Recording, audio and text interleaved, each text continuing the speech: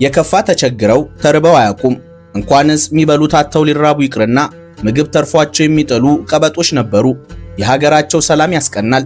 ፖለቲካ ፈትፍተው ከመንግስት ጋር ካልተጣሉ እንጂ በሀገሪቱ በፈለጉት ሰዓት ወደ ፈለጉበት ቢሄዱ ደህንነቶት የተጠበቀ ነው። 60 ከመቶ ዜጎች ከመካከለኛ ከፍ ያለ ኢኮኖሚ ያላቸው የሚበሉት፣ የሚጠጡት፣ የሚለብሱትና የሚኖሩበት ቤት ብዙም የማያስጨንቃቸው ልጥጦች ነበሩ። 20 ከመቶ የሚሆኑትማ ህይወት ሞልታ በድሎት ታንገላታቸዋለች። የተቀናጣ ህይወት መለያቸው ነው።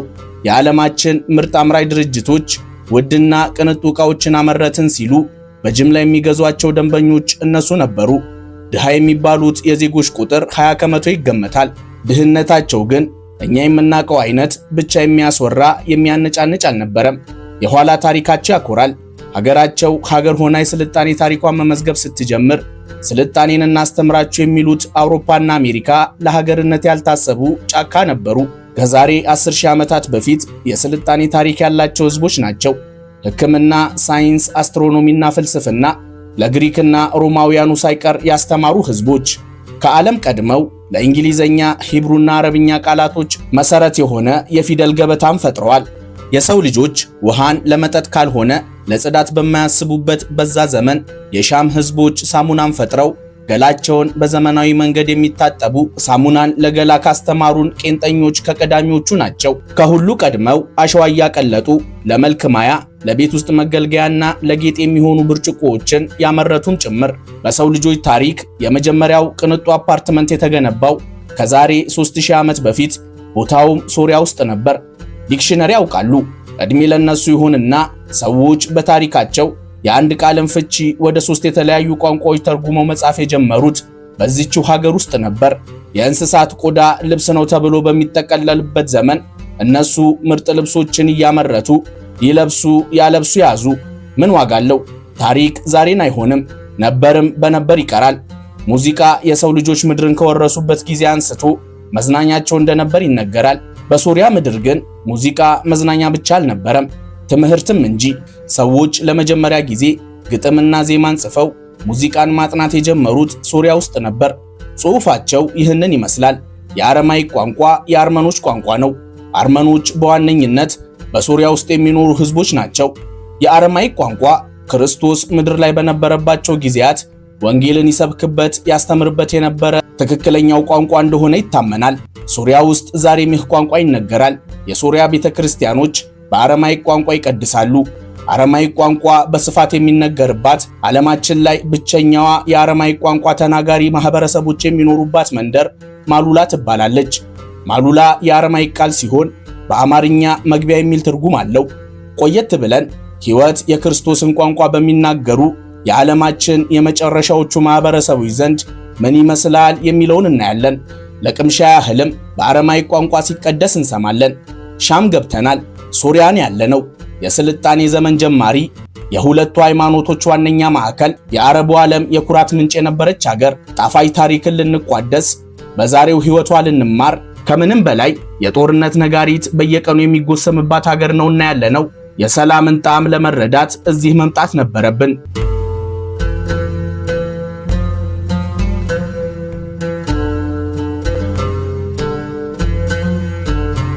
ሶሪያ ሲባል ብዙዎቻችን የተሳሳተ ግምት ነው ያለን። የሙስሊሞች ሀገር ብቻ ነው የምትመስለን። እርግጥ ነው ከ85 እስከ 85 ከመቶ የሚሆኑት የሶሪያ ዜጎች ሙስሊሞች ናቸው። ይሁንና ከ10 እስከ 12 ከመቶ የሚሆኑት ግን የክርስትናን እምነት ይከተላሉ። ታዲያ የቁጥራቸው ማነስ አሁንም ግምቶትን እንዳያሳስተው። ዛሬ ዓለማችን ላይ በስም የምናውቃቸው የክርስቲያን ሀገራት ከመመስረታቸው በፊት ሶሪያውያን ክርስትናን ለዓለም ይሰብኩ ነበር። በእነሱ ልክ ክርስትናን ያስተማረ፣ በእነሱ ልክ የክርስትና ዕውቀት የነበረው፣ እንደነሱም ጥንታዊ ቤተክርስቲያኖችን በክብር ጠብቆ ዛሬም ድረስ የአምልኮ ስፍራ ያደረገ ህዝብ የለም። ሶሪያ ውስጥ ለቁጥር የበዙ ከ2000 ዓመታት በላይ ያስቆጠሩ ጥንታዊ ቤተክርስቲያኖችና ገዳማቶች ይገኛሉ። የመጽሐፍ ቅዱስ ዕውቀቶት ጥሩ ከሆነ ደማስቆና አንጾኪያ የሚባሉ ከተሞች አዲሶት አይሆንም። ሁለቱም ከተሞች የሶሪያ ከተሞች ናቸው። ደማስቆን ተስማምተው አንጾኪያ የቱርክ ከተማ ነች እንዳይሉ በ1939 በተደረገው ህዝበ ውሳኔ አንጾኪያ ለቱርክ ከመሰጠቷ በፊት የሺህ ዓመታት ታሪክ ያላት የሶሪያ ከተማ ነበረች። አንጾኪያ ማነች ደግሞ እንዳይሉ አንጾኪያ ለመጀመሪያ ጊዜ የኢየሱስ ክርስቶስ ተከታዮች ክርስቲያን የተባሉባት ከተማ ናት። ምናልባትም ክርስትና ባህር ተሻግሮ ቻይናና ህንድ መድረሱ ጥያቄ ሆኖበት ከነበር መልሱ ያለው የሶሪያ ክርስቲያኖች ጋር ነው። የሶሪያ ክርስቲያኖች የመካከለኛው ምስራቅ፣ የእስያና የአፍሪካ ሀገራት ሰባኪዎች ነበሩ። ታሪክ የሚያውቁ ከሆነ የሀገራችን ቀሳውስትና ጳጳሳት ሶሪያ ሄደው ሲማሩ፣ ሶሪያውያን ሊቃውንትም ኢትዮጵያ ድረስ መጥተው ሲያስተምሩ የቅርብ ጊዜ ትውስታችን ነው። ሶሪያ በእስልምና ታሪክ ውስጥ ያላት ቦታ ቀላል አይደለም። ሻም እየተባለች ነው የምትጠራው። ሻም በነቢዩ መሐመድ የምትወደድ የትላልቅ ሰሃቦች ሀገር ነች። ምናልባትም እስልምናን ስናስብ ቀድማ ወደ አእምሯችን የምትመጣው ሀገር ሳውዲ አረቢያ ትሆናለች። ነገር ግን ሶሪያ ከሁሉ ቀድማ እስልምናን ለዓለም ያስፋፋች ከነቢዩ መሐመድ ህልፈት በኋላ ዓለማችን ላይ የመጀመሪያው ኃያል ኢስላሚክ ኢምፓየር የተገነባባት ሀገር ናት። የኡመያድ ኢምፓየር ይባላል። በሶሃባው ኡመይ ኢብኑ አቡ ሱፊያን የተመሰረተ መንግስት ሲሆን ዋና ማዕከሉን ደማስቆ ውስጥ አድርጎ የዓለማችንን ከ30 እስከ 34 ከመቶ መሬት ያስተዳድር የነበረ ኃያል ኢምፓየር ነው። የግዛቱ ወሰን ከዛሬዋ ስፔን ከያኔዋ አንደሉስ እስከ ህንድ ድረስ ይደርሳል። ይህ ኢምፓየር ለዛሬው የዓለም ዘመናዊነት መሰረት የሆኑ ስልጣኔዎችን አበርክቷል። የዓለማችን የመጀመሪያው ፖስታ ቤት፣ የአልጀብራ የሂሳብ ቀመር፣ የኢስላሚክ ስነ ህንፃና ስነ ጽሑፍ፣ የመጀመሪያው የከዋክብትና የጨረቃ መፈለጊያ ጣቢያዎች የተፈጠሩት በዚህ ኢምፓየር ሶሪያ ውስጥ ነበር። ዲርሃምና ዲናር ዛሬ ሁሉም የሚፈልጋቸው የወረቀት ገንዘብ ከመሆናቸው በፊት ዲናር የወርቅ ሳንቲም፣ ዲርሃም ደግሞ የብር ሳንቲም ስም ነበሩ። ፈጣሪዎቻቸው የኡመያድ ኢምፓየር ሲሆኑ የትውልድ ስፍራቸው ደግሞ ሶሪያ ውስጥ ነው። ሶሪያ ታላላቅ ነቢያት የኖሩባት ያስተማሩባትና የቀብር ስፍራቸው የሚገኝባት ሀገር ናት። ይሁንና የእርስ በእርስ ጦርነት ባመጣባት ጣጣ የማይመጥናትን ህይወት ትኖራለች። በመቶ ሺህ የሚቆጠሩ ልጆቿን በጦርነት ተነጥቃ፣ በሚሊዮን የሚቆጠሩት ተሰደው፣ ውብ ከተሞቿ ፈራርሰው፣ ተርቦ ተቸግሮ የማያውቀው ህዝብ ዛሬ የሚበላው አጥቶ ኢትዮጵያ ድረስ እርዱኝ ለማለት መጥቷል። እውነትን ካልካድን በአንድ ወቅት በ10 ሺዎች የሚቆጠሩ ኢትዮጵያውያን ባህር አቋርጠው የተሻለ ህይወት ፍለጋ ሶሪያ ገብተው እንደነበር አንረሳም። ሶሪያ የዛሬ የጉብኝት መዳረሻችን አድርገናታል። አብራችሁን ቆዩ።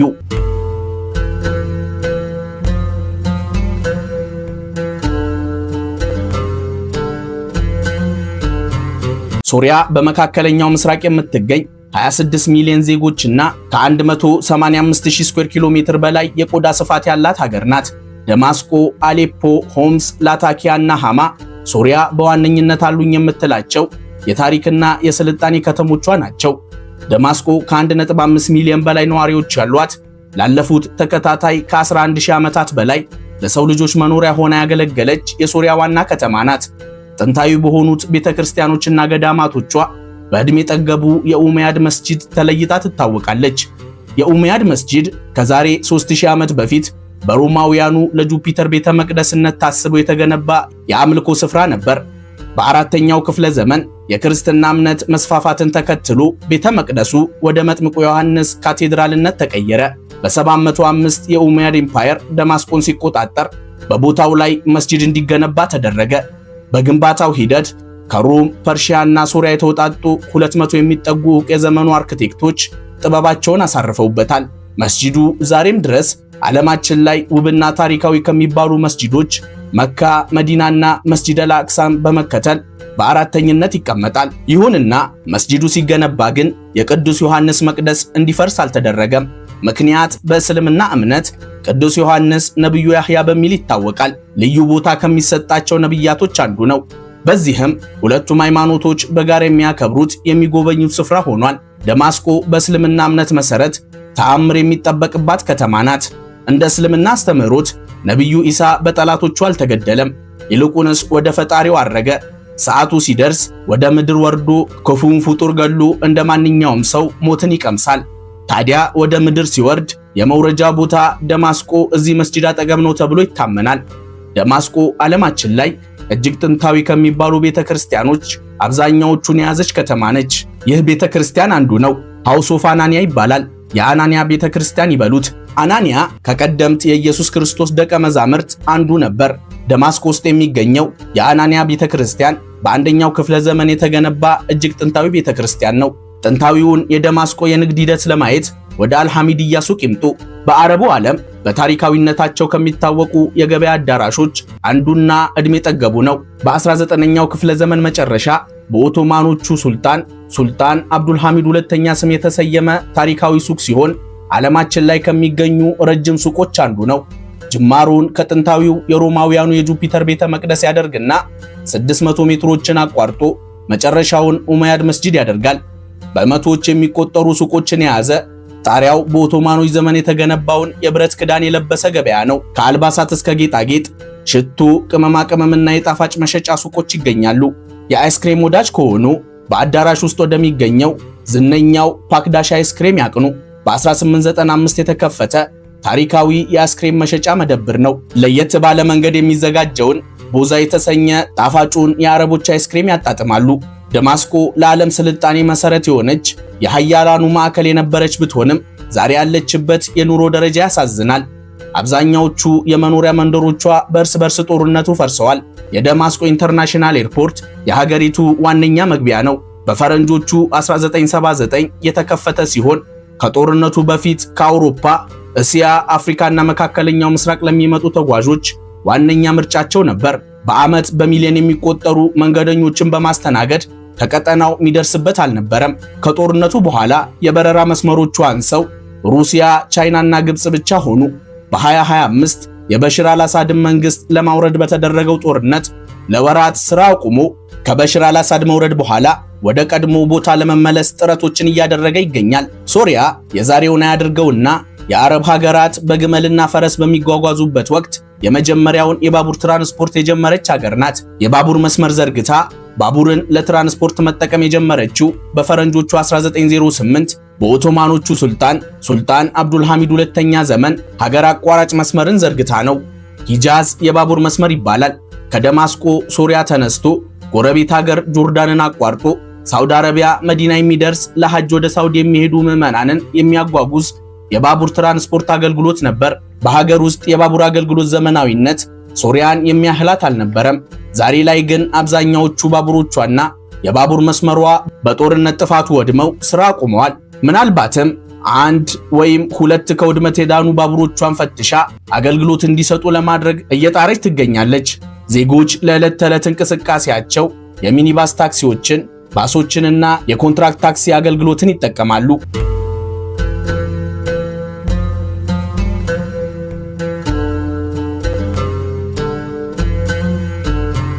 አሌፖ የያኔዋ ዱባይ ይበሏት ከተለያዩ ዓለማት የሚመጡ ነጋዴዎች የሚሰባሰቡባት የንግድ ማዕከል ነበረች። ከቻይና፣ ህንድና አውሮፓ እስከ ፐርሺያና የአረብ ሀገራት የሚመጡ ትላልቅ ነጋዴዎች መገበያያቸው እዚህ ነበር። ለ2000 ዓመታት ምስራቁን ከምዕራቡ በንግድ አስተሳስራለች። በህዝብ ብዛት ከሶሪያ ከተሞች የሚደርስባት የለም። ከ2.5 ሚሊዮን በላይ ነዋሪዎች አሏት። ሶሪያውያን ዓለማችን ላይ ቀደምት ከሚባሉ ሳሙና አምራች ህዝቦች ናቸው። የሶሪያ ሳሙና ዓለማችን ላይ በመዓዛና ጥራቱ የሚታወቅ ነበር። አሊፖ ይህ ሳሙና የሚመረትባት ዋነኛዋ ከተማ ናት። የሚመለከቱት የዓለማችን ምርጡ ሳሙና ነበር። ከወይራ ዘይትና ከተለያዩ የተፈጥሮ ንጥረ ነገሮች በሚመለከቷቸው ባህላዊ ማሽኖች ይዘጋጃል። ሳሙናው ከተመረተ በኋላ ደርቆ ጥቅም ላይ ለመዋል ቢያንስ 9 ወራቶችን ይፈጅበታል። ለመድረቅ የሚፈጀው ጊዜ በጨመረ ቁጥር የሳሙናውም ጥራት እየጨመረ ይሄዳል። ከ9 ወር በኋላ ሳሙናው የሚመለከቱት ደረጃ ላይ ሲደርስ ገበያ ወጥቶ ለዓለም ይከፋፈላል። ከዛሬ 700 ዓመታት በፊት ዕውቁን የአሊፖ ሳሙናን ጨምሮ ቅመማ ቅመም፣ ጨርቃ ጨርቅ፣ አልባሳትና ጌጣጌጥ ለሽያጭ የሚቀርበው እዚህ የገበያ አዳራሽ ውስጥ ነበር። የአሊፖ ሱቅ ወይም አልመዲና ሱቅ ይባላል። በመካከለኛው ምስራቅ ረጅም ዓመታትን ያስቆጠረ ትልቁ የገበያ አዳራሽ ነው። 13 ኪሎ ሜትር ይረዝማል። በሺ የሚቆጠሩ ባህላዊ ሱቆችን በውስጡ የያዘ፣ በመሬት መንቀጥቀጥ፣ በእርስ በርስ ጦርነትና በተለያዩ ጊዜያት በተነሱ መንግስታት ግጭት ከፍተኛ ጉዳት ቢደርስበትም እንደ አዲስ እየተገነባ ዛሬም ድረስ ታሪካዊነቱን ሳይለቅ ቆሟል። አሌፖ የሶሪያ ጣፋጭ ምግቦች ከተማ ነው የምትባለው። ከጣፋጭ እስከ ባህላዊ የሶሪያ ምግቦችን በየመንገዱ ያገኛሉ። የአሊፖ ቤተ መንግስት የከተማዋ ምልክት ነው። ላለፉት ከ4000 በላይ ዓመታት ለተለያዩ ነገስታቶች ቤተ መንግስትና ከተማዋን ከጠላት የሚከላከሉበት ምሽግ ሆኖ አገልግሏል። እምነቶት አይሁድ፣ ክርስትናም ሆነ እስልምና አሌፖ ውስጥ የኔ የሚሉት ታሪክ ሺህ ዓመታትን ያስቆጠሩ በርካታ የጥንታዊ ቅርስ ባለቤት ኖት።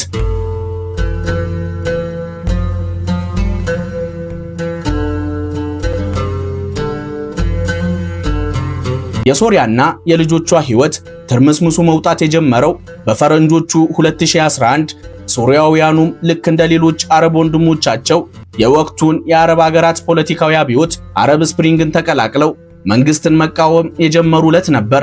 ሶሪያ ከ1970 እስከ ፈረንጆቹ ሚሊኒየም ድረስ በንጉስ ሐፌዝ አልአሳድ መንግስት ትመራለች። ሐፌዝ አልአሳድ የበሽር አልአሳድ አባት ነው።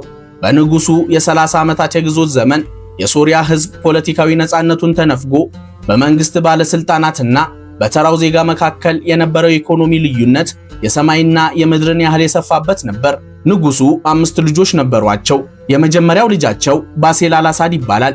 በመላው ሶሪያውያኑ ዘንድ የሚታወቅ በአባቱ የሚወደድ የአባቱን መሪነት ለመረከብ የወታደራዊና የአመራር ጥበቦችን በሀገር ውስጥም ከሀገር ውጭም ተልኮ በከፍተኛ ደረጃ የተማረ ነው። በቅንጦት ህይወቱና በቄንጠኛነቱ ይታወቃል። በፈረንጆቹ 1994 ደማስቆ ወደ ጀርመን ለማቅናት የማርቼዲስ ቤንዝ መኪናውን እያሽከረከረ በፍጥነት ሲጓዝ በመኪና አደጋ ምክንያት በ32 ዓመቱ ህይወቱ አለፈ። ምንም እንኳን የሶሪያ ፖለቲከኞችና ህዝቡ ይህንን ታሪክ ባያምኑ እነሱ ባሴል የሞተው በተቀናበረ ሴራ ነው ብለው ያምናሉ። የሆነ ሆኖ እሱ ህይወቱ አለፈ። የሱን ህልፈት ተከትሎ ንጉሱ ስልጣናቸውን ለሁለተኛ ልጃቸው በሽር አልአሳድ አስረከቡ። በሽር አልአሳድ በደማስቆ ዩኒቨርሲቲ ሕክምናን ያጠና በኦፕታልሞሎጂ ወይም በአይን ቀዶ ጥገና ስፔሻሊስት የነበረ ዩናይትድ ኪንግደም ተልኮ ከፍተኛ የአይን ሕክምና ትምህርቱን በውቅ ዩኒቨርሲቲዎች የተማረ ዶክተር ነው። ስለ ስልጣን አስቦ እንደማያውቅ ዓላማውም የራሱን የአይን ሐኪም ቤት ከፍቶ በሕክምና ማገልገል እንደነበረ ይናገራል።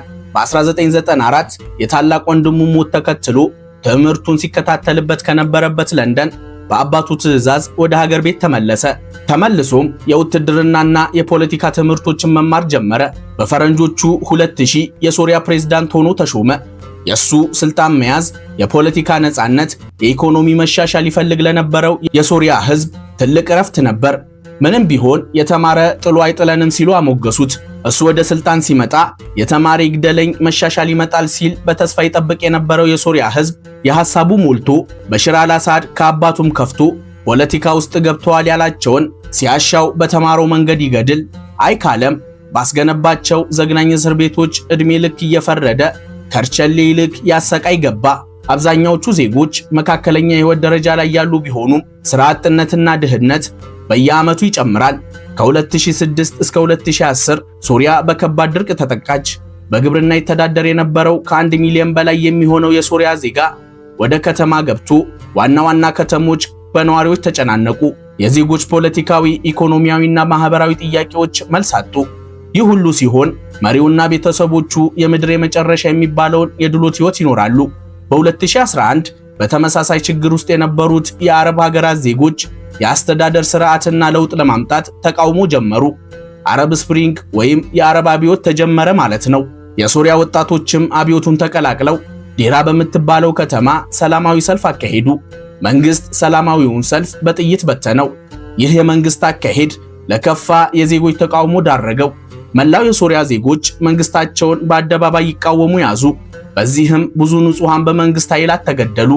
የንጹሃኑን በግፍ መገደል ያበሳጫቸው ይቃወሙ የነበሩ የተወሰኑ የመንግስት ወታደሮችና የጦር አዛዦች ፍሪ ሲሪያን አርም ወይም ባጭሩ ኤፍኤስኤ የተባለ ቡድን አቋቁመው ከመንግስት ጋር ይዋጉ ጀመር። ጦርነቱ ሲፋፋም ኢራንና ሩሲያ በአንድ ወገን፣ አሜሪካ፣ ቱርክና የገልፎ ሀገራት በሌላ ሆነው ጦርነቱን ያጋግሉ ገባ። በውጤቱም ከግማሽ ሚሊዮን በላይ ሶሪያውያን ተገደሉ። ከ12 ሚሊዮን በላይ የሚሆኑት ሀገራቸውን ጥለው ተሰደዱ። ከ14 ዓመታት አስከፊ ጦርነት በኋላ በ2025 የበሽር አልአሳድ መንግስት የፍሪ ሲሪያን አርም አንዱ ቅርንጫፍ በሆነው ሀያት ታህሪክ አልሻም ወይም ኤችቲኤስ ግሩፕ ተሸነፈ። የፕሬዝዳንትነቱንም ቦታ የኤችቲኤስ መሪ በሆነው የአሁኑ ፕሬዝዳንት አህመድ አሸር በቅጽል ስሙ አቡ ሙሐመድ አልጀውላኒ ተቆጣጠረ። ጦርነቱ የሶሪያ ኢኮኖሚ ላይ ያሳደረውን ተጽዕኖ ለማየት የሀገሪቱን ዓመታዊ ገቢ በሁለት ከፍሎ ማየት ይኖርብናል። ከጦርነቱ በፊት ማለትም ከፈረንጆቹ 2011 በፊት የሶሪያ ኢኮኖሚ በየዓመቱ የ5 ከመቶ እድገት ያሳያል። ጦርነቱ በተጀመረበት ዓመት ለምሳሌ የሶሪያ ጠቅላላ ዓመታዊ ገቢ 68 ቢሊዮን ዶላር ደርሶ እንደነበረ ይገመታል። በ2010 ከነበረበት 61 ቢሊዮን ዶላር በአንድ ዓመት ውስጥ ብቻ 7 ቢሊዮን ዶላር ጭማሪ ማለት ነው። የዜጎች አማካኝ የነፍስ ወከፍ ገቢም $3000 ሲሆን የከፋ ባይሆንም በድህነት ውስጥ የሚኖሩ የሶሪያ ዜጎች 20 ከመቶ ብቻ ነበሩ። ነዳጅ፣ ግብርና፣ ኢንዱስትሪና ቱሪዝም የሀገሪቱ ዋነኛ ኢኮኖሚ ምንጮች ናቸው። ሶሪያ ከ2.5 ቢሊዮን በርሜል በላይ ነዳጅ በከርሰ ምድሯ ይዛለች። በቀን ከ380 እስከ 400 ሺህ በርሜል ነዳጅ የምታመርት በየቀኑ ከ150 ሺህ በርሜል በላይ ነዳጅ ለዓለም ገበያ የምታቀርብ ሀገር ነበረች። ጣሊያን፣ ጀርመንና ፈረንሳይ ዋነኛ የነዳጅ ደንበኞቿ ናቸው። የነዳጁ ዘርፍ ከ20 እስከ 25 ከመቶ የሀገሪቱን ዓመታዊ ገቢ ይወክላል። ሶሪያ የአረቡ ዓለም የዳቦ ቅርጫት ነበር የምትባለው። እህል፣ አትክልትና ፍራፍሬዎችን እያመረተች ለአረቡ ሀገራት ትልካለች። በዚህም ከዓመታዊ ገቢዋ 20 ከመቶውን ትሰበስባለች። ግብርና 1/4ኛው የሶሪያ ዜጋ ይተዳደርበት የነበረ ዘርፍ ነው። የሚያስደንቅ መረጃ እንንገሩት። ሶሪያ ከጦርነቱ በፊት በ2010 ሻም የተሰኘ መኪና አምርታ ለገበያ አቅርባለች። ይህ መኪና በኢራንና ሶሪያ ጥምረት የተገነባ፣ አብዛኛዎቹ የመኪናው አካላቶች ከኢራን፣ ቀሪውን አካል ደግሞ በሀገር ውስጥ በማምረት ይገጣጠም የነበረ መኪና ነው። ሶሪያ አሌፖና ደማስቆ ውስጥ በነበሯት ኢንዱስትሪዎች ቲቪ፣ ራዲዮና ፍሪጅን ጨምሮ የተለያዩ የኤሌክትሮኒክስ ምርቶችን ማምረት ጀምራም ነበር። ሶሪያ በፈረንጆቹ 2015 ራሷ የገነባቸውን ሳተላይት ለማምጠቅ እቅድ ነበራት። ይህንን እንጨምሮት ሶሪያ ከ2011 በፊት ሮኬት፣ ሚሳኤልና ሰው አልባ የጦር አውሮፕላኖችን የምታመርት ከአረቡ ዓለም እነዚህን ወታደራዊ መሳሪያዎች በራሷ በማምረት ከቀዳሚዎቹ ነበረች። በግብርናውም ዘርፍ ትጠቀማቸው የነበሩት ቴክኖሎጂዎች ከቀጠናው ሀገራት ትችያለሽ አስብሏታል። የሶሪያ ገንዘብ ሶሪያን ፓውንድ ወይም ሶሪያን ሊሬ ይባላል። የዛሬውን አያድርገውና $1 50 የሶሪያ ፓውንድ ነበር። ልብ ያድርጉ፣ የምንነግሮት ከዛሬ 14 ዓመት በፊት አስቀያሚው ጦርነት ሳይጀመር ስለነበረችው ሶሪያ ነው። ዛሬ ላይ የሶሪያ ጂዲፒ $20 ቢሊዮን ይገመታል። የገንዘቧም የመግዛት አቅም በብዙ ወርዶ $1 በ11000 የሶሪያ ፓውንድ ይመነዘራል። የነዳጅ ማስተላለፊያ መስመሮቿ ብዙዎቹ ወድመው ዛሬ በቀን ከ24000 እስከ 100000 በርሜል ነዳጅ ብቻ ታመርታለች። እሱም ከቀናት አንጻራዊ ሰላሟን ካስጠበቀች ብቻ ነው። ሶሪያ አርሰው የሚያበሉ ልጆቿን፣ ተምረው የሚፈጥሩ ዜጎቿን አጣ 90 ከመቶ የሚሆነው የሶሪያ ሕዝብ የሚበላው አጥቶ በከፋ ድህነት ውስጥ ይገኛል። ይሁንና ከበሽር አልአሳድ መንግስት ውድቀት በኋላ ሶሪያን ወደ ተሻለ ደረጃ ሊያሻግራት የሚለፋ መሪ ያገኘች ይመስላል። በጦርነቱ ምክንያት ተጥለውባት የነበሩ ማዕቀቦች ተነስተው ሕይወትን እንደ አዲስ አንድ ብላ ጀምራለች። መልካሙን ሁሉ እየተመኘን ጉብኝታችንን እንቀጥል።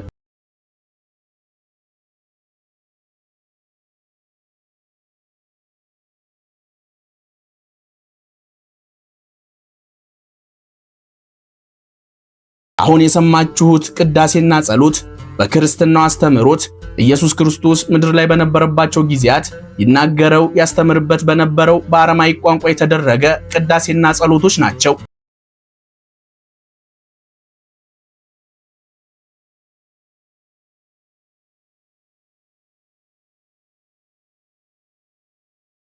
ማሉላ ገብተናል። ከደማስቆ በስተሰሜን ምስራቅ 56 ኪሎ ሜትር ርቀት ላይ የምትገኝ ተራራ ላይ የተገነባች ትንሽዬ ከተማ ዓለማችን ላይ ጥንታዊና ለተከታታይ ብዙ ሺህ ዓመታት የክርስቲያኖች መኖሪያ ከሆኑ ከተሞች አንዷ ነች። የክርስቶስን ፊልም አይተው ከነበር የከተማዋ ድባብ የዛኔውን ሕይወት ያስታውሱታል። ጥንታዊ ቤተክርስቲያኖች፣ ገዳማቶች፣ ታሪካዊና ተአምራዊ ስፍራዎች ሕዝቦቿ ሳይቀሩ 2000 ዓመታትን ወደ ኋላ ይመልሳሉ። ኢየሱስ ክርስቶስ ሲናገረው ሲያስተምርበት የነበረውን የአረማይክ ቋንቋ ዛሬም ለዕለት ተዕለት ኑሯቸው ሲጠቀሙት የሚሰሙባት ዓለማችን ላይ የቀረች ብቸኛዋ ከተማ ነች። የፍቅር ከተማም ናት። ታሪካዊ መስጂድ ከታሪካዊ ቤተክርስቲያን ጋር ጎን ለጎን በፍቅር የቆመባት፣ በጦርነቱ ዘመን የሕዝቦቹ ፍቅር አንዳቸውን እየጠበቁ አስመስክረዋል። ከጦርነቱ በፊት ሶሪያን በዓመት ከ8.5 ሚሊዮን በላይ ዓለም አቀፍ ቱሪስቶችና የሃይማኖት ተጓዦች ይጎበኟት ነበር። ማሉላ በቱሪስቶች ከሚጨናነቁ የሶሪያ ከተሞች ከዋናዎቹ ትመደባለች። የግብርናና ኢንዱስትሪ ከተማዋ ሆምስ ከ4000 በላይ ዓመታት ታሪክ ያላት የጥንታውያኑ የአሞራውያንና የአረማውያን ስልጣኔ አካል የነበረች ከተማ ናት። ሙስሊም ከሆኑ ወደ አንድ ታሪካዊ ቦታ ልንወስዱት ነው። በእስልምናው ዓለም ደማቅ ታሪክን ካሳረፉ ሰዎች የአንዱ መካነ መቃብርና መስጂድ የሚገኝባት ከተማ ናት። ይህ የካሊድ ኢብን አልወሊድ መስጂድ ነው። ይህ ደግሞ የቀብር ስፍራው። ካሊድ ኢብን አልወሊድ የነቢዩ መሐመድ ባልደረባና ታላቅ የጦር ጀነራል የነበረ ሶሃባ ነው። መስጂዱን በ19ኛው ክፍለ ዘመን ኦቶማኖች ያስገነቡት ሲሆን በ2011 በተነሳው የእርስ በርስ ጦርነት ምክንያት ከፍተኛው ጉዳት ደርሶበት እንደ አዲስ ነው የተገነባው። ላታኪያ በሜዲትራኒያን ባህር ዳርቻ ላይ የተመሰረተች ከተማ ነች። በ3ኛው ክፍለ ዘመን እንደተቆረቆረች ይነገራል። ሶሪያን ከሜዲትራኒያን የባህር ንግድ ጋር የምታገናኝ የባህር በር ስትሆን በስትራቴጂካዊ አቀማመጧ ምክንያት ግሪኮች፣ ሮማኖች፣ ባዛንታይንና ኦቶማኖች የራሳቸው ለማድረግ ሲሉ ከፍተኛ መስዋዕትነት ከፍለውላታል። ሶሪያ ለአረብኛ፣ ግሪክ፣ ሂብሩና ላቲን ቃላቶች መሰረት የሆኑ ፊደላቶችን የፈጠረች ሀገር መሆኗን ነግረኑታል። እነዚህ ፊደላት በጥንታዊው የኡጋሪት ስልጣኔ በዛሬዋ ላታኪያ ከተማ ውስጥ ነው የተፈጠሩት። የዛሬው ጉብኝታችንን በዚሁ አበቃን። አብራችሁን ስለነበራችሁ እናመሰግናለን። ሰላም።